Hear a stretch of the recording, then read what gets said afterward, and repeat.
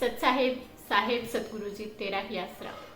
सबसे पहले मैं मेरे सतगुरु जी के श्री चरणों में सत सत नमन करती हूँ और आपके अपने YouTube चैनल धर्म चक्कर पर आप सभी का स्वागत करती हूँ। आज हम बात करते हैं कि परमात्मा की एक ही शक्ति अनेक रूप में कैसे कैसे कार्य करती है और हम उसे कैसे कैसे भाव से स्वीकार करते हैं। परमात्मा की शक्ति संपूर्ण ब्रह्मांड में विराजमान है। ये हमारे नकारात्मक या सकारात्मक प्रवृत्ति के अनुसार कार्य करती है। परमात्मा की शक्तियाँ उसी रूप में कार्य करना शुरू कर देती है जिस रूप में हम उसे स्वीकार करते हैं। अगर हम किसी को भूत मानते हैं तो वह भूत है और हम किसी को देवी देवता मानना शुरू कर देते हैं तो वो देवी देवता है। दुनिया में भांति भांति के लोग हैं। कोई पितर को मानता है, कोई बजरंग बली को, कोई रामदेव जी को, कोई वैष्णो माता, तो कोई भूत प्रेत और राक्षस को मानते हैं।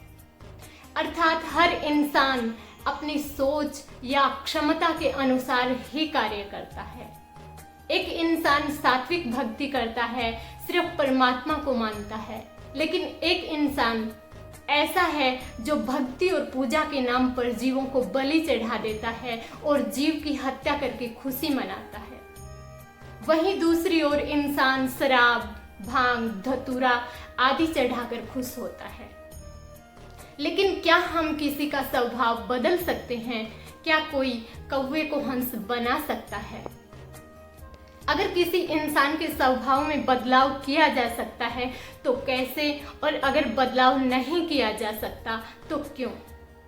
मान लीजिए एक इंसान झाड़ फूंक, टोना टोटका, डोरा ताबीज आदि में विश्वास करता है, हर समय नकारात्मक भावना से घिरा रहता है, हर समय दूसरों का बुरा सोचता है, तो उस इंसान को कितना भी समझा लीजिए वह आपकी एक भी नहीं सुनेगा। क्यों? क्योंकि उसकी प्रवृत्ति है वो कौवावर्ती है। इंसान के कर्मों के अनुसार ही उसको ये बुद्धि प्रकृति ने प्रदान की है, इसलिए वह कभी भी नहीं बदली जा सकती, चाहे आप लाख कोशिश कर लीजिए। हर इंसान की बुद्धि उसके कर्मों के आधार पर कार्य करती है।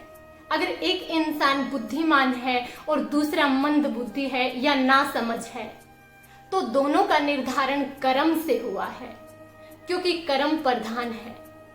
जैसे बगुला हंसों के झुंड में आ जाए तो वह हंस नहीं बन सकता, और हंस अगर गलती से बगुलों के झुंड में चला जाए तो वो हंस ही रहेगा। अर्थात किसी इंसान की प्रवृत्ति नकारात्मक है, कौवा प्रवृत्ति है, तो उसे नहीं बदला जा सकता। लेकिन अगर कोई इंसान अच्छा या नेक इंसान किसी कारणवश गलत संगत में पड़ गया हो तो सद्गुरु, शिक्षक या ब्राह्मण उसे शिक्षा देकर बुरी संगत से बाहर निकाल सकते हैं। लेकिन किसी इंसान के कुकर्म के कारण उसकी प्रवृत्ति ही प्रकृति ने बुरी प्रदान की है तो वह कभी भी नहीं बदली जा सकती। ऐसा इंसान तो अच्छी बातों से भी नफरत करेगा। हर इंसान का एक दायरा होता है, उसकी क्षमता होती है जो प्रकृति प्रदत्त है। कोई भी इंसान अपनी क्षमता से ज्यादा कुछ भी नहीं रख सकता। परमात्मा की शक्तियां ही हैं जो अच्छे और बुरे के रूप में प्रकृति का संतुलन बनाए रखती है। एक ही शक्ति भिन्न भिन्न रूपों में कार्य करती है। जिस प्रकार बिजली के तार को अगर फ्रीज में जोड़ा जाता है तो वो ठंडा करती है, और यदि उसे हीटर में जोड़ा जाता है तो गर्म करती है। अगर इंसान की सोच का दायरा विकसित है तो वह आडंबर, अंधविश्वास में ना फंसकर सृष्टि को स्वीकार करता है।